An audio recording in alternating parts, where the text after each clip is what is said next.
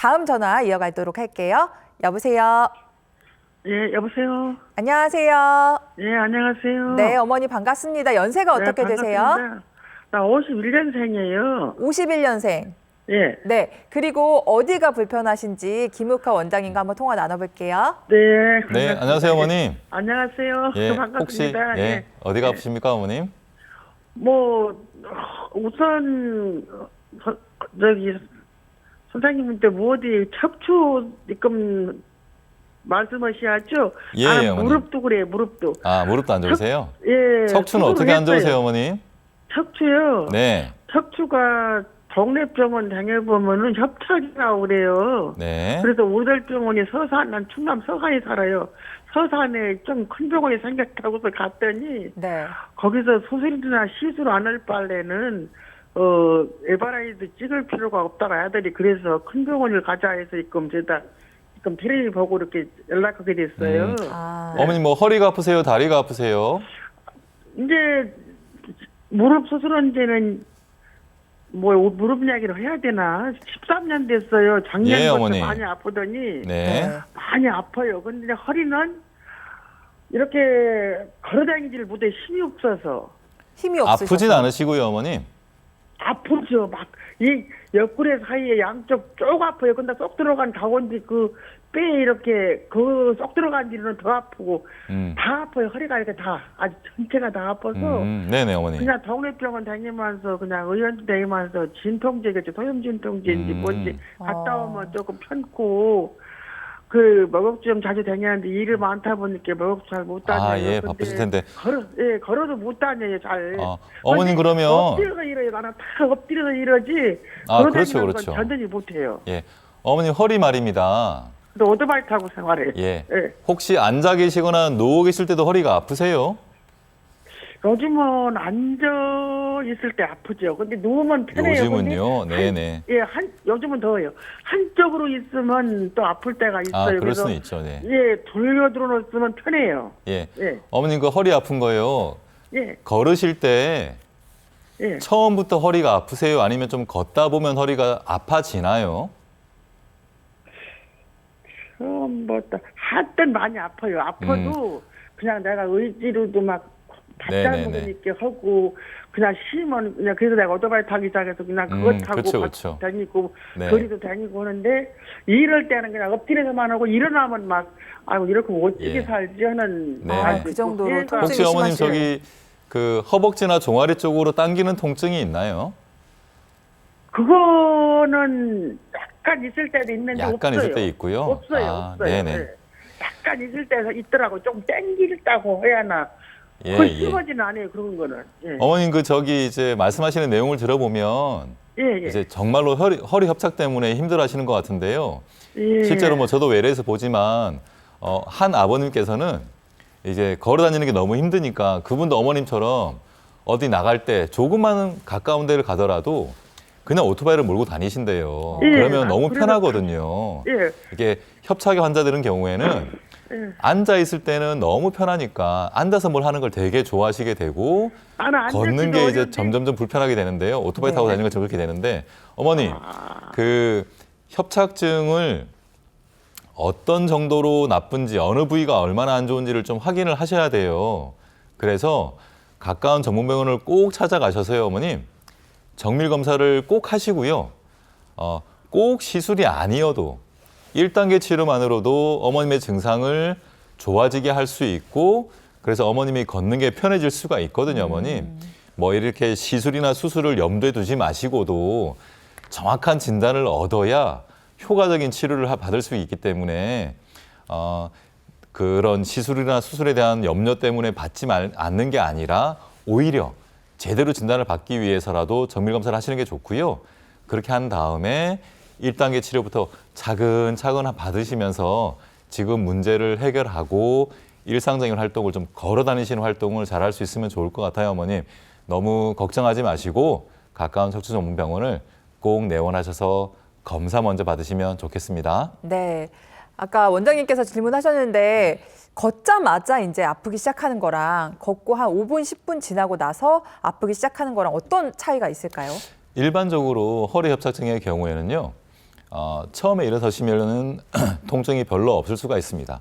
그런데 걸으면 걸을수록 협착으로 인한 통증이 점점점 나타나서 이제 통증이 심해질 경우가 있는데요. 그런데 또 어떤 경우에는 너무 심할 때는요.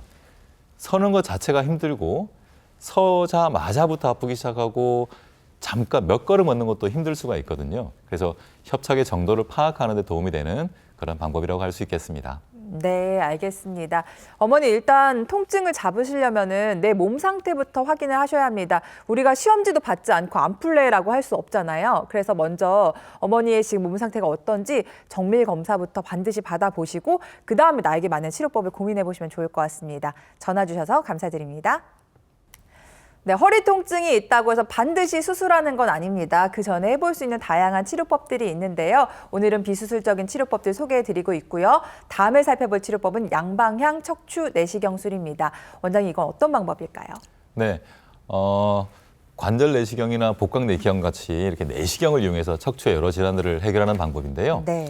한쪽 방향으로는 40배가량 확대할 수 있는 내시경을 집어넣고 다른 한쪽 방향으로 여러 치료 도구를 넣어서 척추의 질환을 매우 성공적으로 치료하는 그런 최소 침습적인 방법이 되겠습니다. 네. 그러니까 뭐 눌리고 튀어나온 부분을 보면서 내시경으로 보면서 치료할 수 있는 방법인 것 같은데 정확도가 아마 큰 장점일 것 같아요. 네. 네. 크게 확대해서 치료를 할 수 있기 때문에 무척 정확도를 높인 방법이고요. 그리고 피부 절개를 최소화하고 근육이나 인대 손상을 최소화했기 때문에 회복이 빠를 뿐만 아니라 일상생활로의 복귀 또한 빠르다는 것이 큰 장점입니다. 그리고 부작용이 생길 여지가 비교적 적어서요. 여러 만성 질환을 가지시거나 고령인 분들도 비교적 안전하게 치료를 받을 수 있는 그런 방법이 되겠습니다. 네, 그렇다면은 양방향 척추 내시경술로 좋아진 저희가 사례들도 살펴보기 전에 양방향 척추 내시경술이 어떤 환자들에게 필요할지 그 부분부터 좀 살펴보도록 하겠습니다. 네, 척추의 대표적인 질환 두 가지, 협착증과 디스크의 이 양방향 내시경술이 좋은 방법이 될 수 있고요. 그리고 이전에 척추 수술을 받고 문제가 재발했을 때에도 똑같은 수술을 받는 것이 아니라 내시경을 이용해서 치료를 할 수가 있습니다. 그리고 앞서 말씀드린 것처럼 여러 만성 질환을 가지시거나 고령이신 분들, 수술에 대한 두려움이 있으신 분들도 이 내시경을 이용해서 문제를 해결할 수가 있습니다. 네, 그렇다면 얼마나 좋아질 수 있을지 궁금하실 것 같아서 실제 치료 사례들 준비했습니다. 80대 중반 어머님의 사례가 준비되어 있는데요. 이분 같은 경우에는 걸을 때 너무 아프고 땡기셨다고 해요. 네, 그렇습니다. 방금 전화 주신 네. 여러분께서 이제 비슷한 증상을 비슷해요. 말씀하셨을 네. 텐데요. 84세 어머님이시고요. 5년 전부터 걸을 때 양쪽 엉덩이와 다리가 당기고 아파서 걷는 게 이제 힘들어지는 그런 경우입니다. 좌려면에 보시는 것이 이제 허리 MRI이고 허리 4번과 5번 사이에 척추뼈가 앞뒤로 약간 어긋난 척추 전방 전이증 그리고 그 부위의 협착증 때문에 이제 힘들어하셨던 분인데요. 여러 치료를 거듭받았음에도 불구하고 증상이 점점점 심해져서 이제는 잠깐 걷는 것도 힘들다 하시는데요. 이럴 때 나사못을 이용한 수술을 받지 않고도 문제를 해결할 수가 있습니다. 다음 화면 주시면요. 내시경을 이용해서 좁은 신경 통로를 넓게 할 수가 있는데요.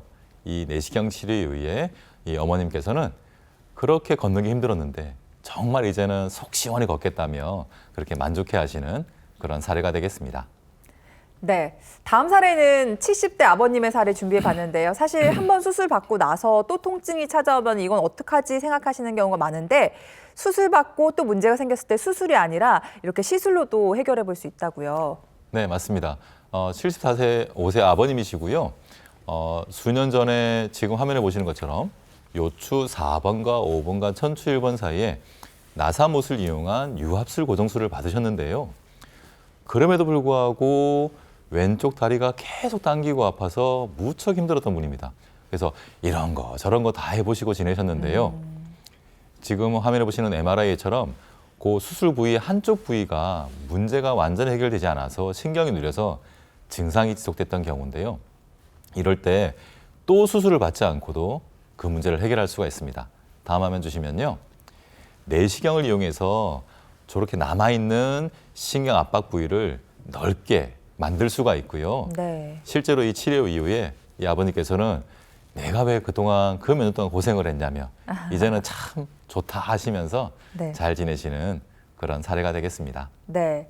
수술 받고도 통증이 계속되시는 분들 분명 방법이 있으니까요. 너무 고민하지 않으셨으면 좋겠습니다. 자, 이렇게 나에게 꼭 맞는 치료법이 따로 있다고 합니다. 여러분께 꼭 맞는 허리 통증 치료법 궁금하시다면요. 저희 쪽으로 문의 주시기 바랍니다. 참여 방법 안내해 드릴게요.